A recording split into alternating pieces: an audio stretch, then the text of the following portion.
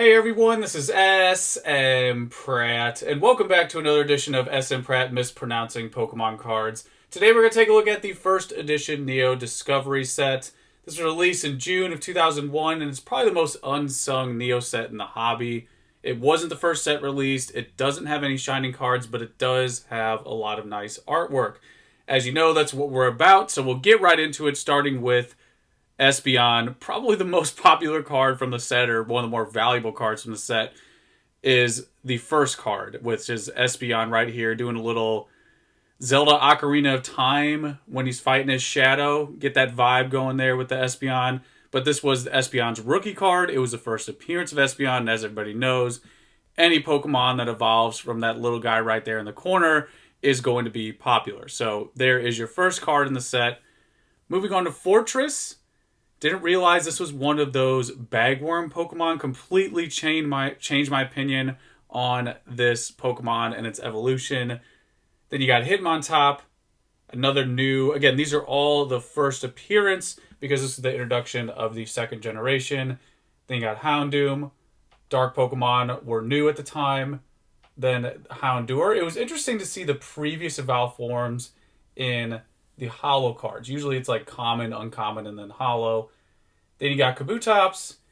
And then one of my favorites is the Enter the Matrix Magnemite. Really like this card for a number of reasons. Back then you didn't have many steel Pokemon, but I thought it was cool how they did Magnemite. They could have done Magneton, but they're like, let's give Magnemite its only opportunity to be a holo card in the WotC era. There it is. Got that original CGI going. The next up we got Politoed. I would say it's a pretty infamous card. Very iconic artwork. Again, that original release. Then you have Poliwrath. Is that shiny? A little more purple than usual. Then we got Scizor. Ooh, look at that holo pattern right there. That's what you like to see. Then we got Smeargle already off to a rough start. Then Tyranitar. And then we have this Umbreon, definitely one of the more iconic cards. Espeon Umbreon, I think, are the takeaway. You know, I always do the Charizard of the set. It's probably going to be the Evolutions. These are definitely the more popular and more valuable cards from the set. And I mean, just look at that artwork. Really nice design. Then you have Unknown. I know there's a lot of mixed feelings on Unknown. I'm in that camp as well.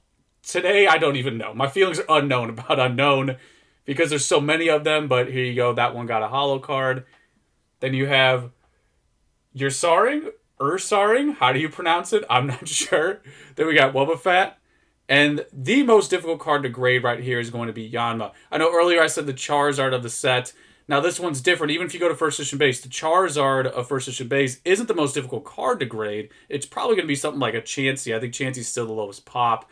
And that's what you have right here. So maybe this is the Chansey of the set, is this Yanma. This thing is notoriously difficult to grade. In fact, some of the 10s are like a 9 regraded 6 times because, you know, people are just trying to get that 10. So this is like your Typhlosion 17. Very similar situation got going on. And it has 17 there in the corner.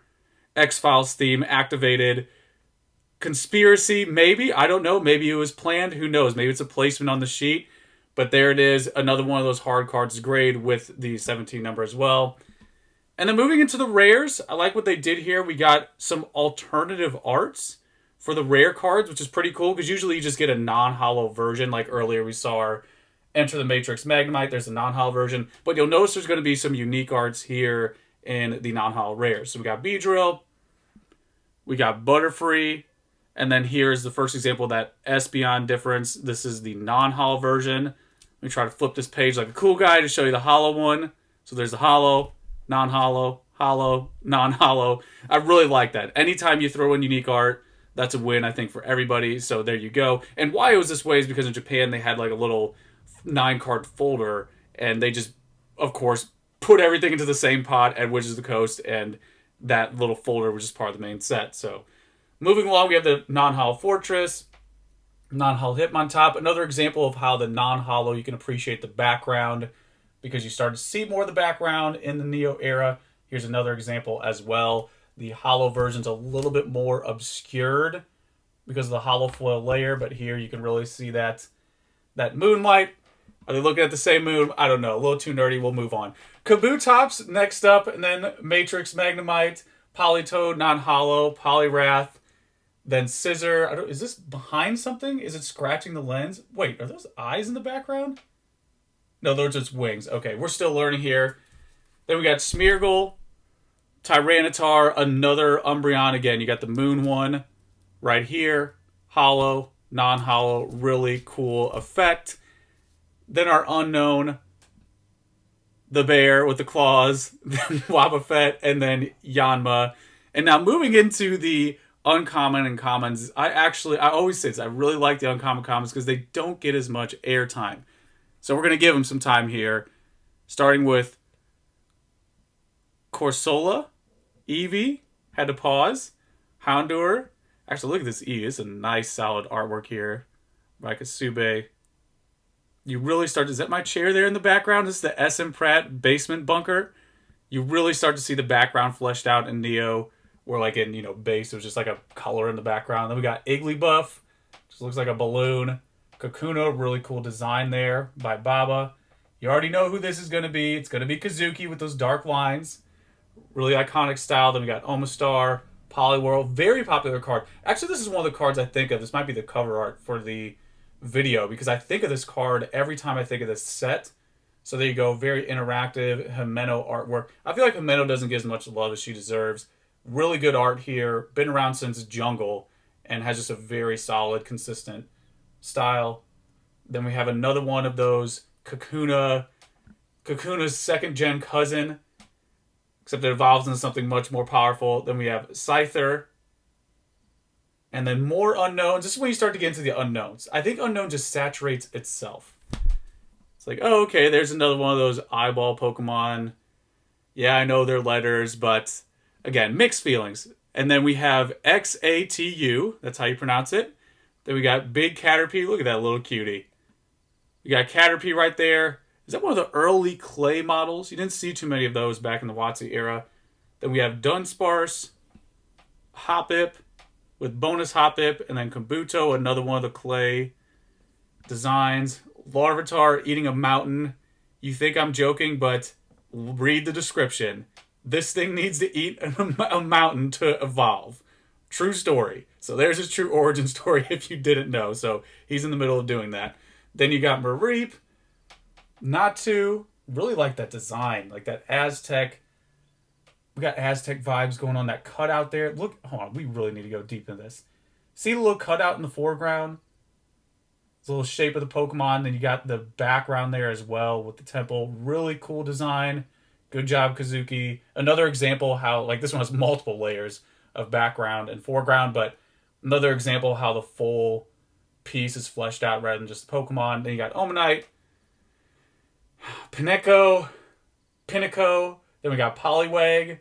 Another solid design. I don't know why I always think this Poliwag and Poliwhirl. Sentret. Spinarak.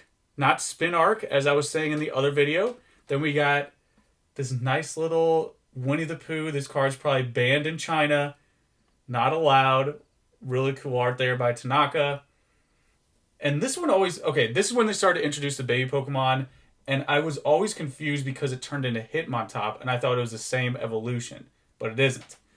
Remember as a kid, that was always a curveball for me. And then we're getting into our back nine here. We have more unknowns. Apologies if I'm blazing through these unknowns because...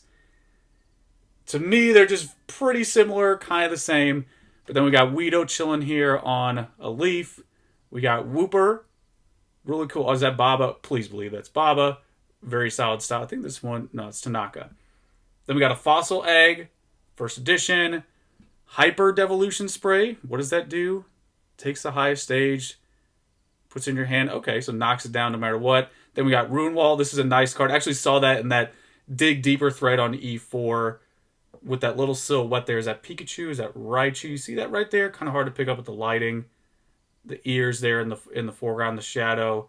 But there you go. That's Ruin Wall. And then last but not least, we have Energy Arc. So this set is a little bit slower. Or a little bit smaller than the other Neo sets. You can see Revolution here. Give you a sneak peek for the next video. But that is Neo Discovery. Hopefully you discovered some new artwork. Had to get the dad joke in case there weren't enough.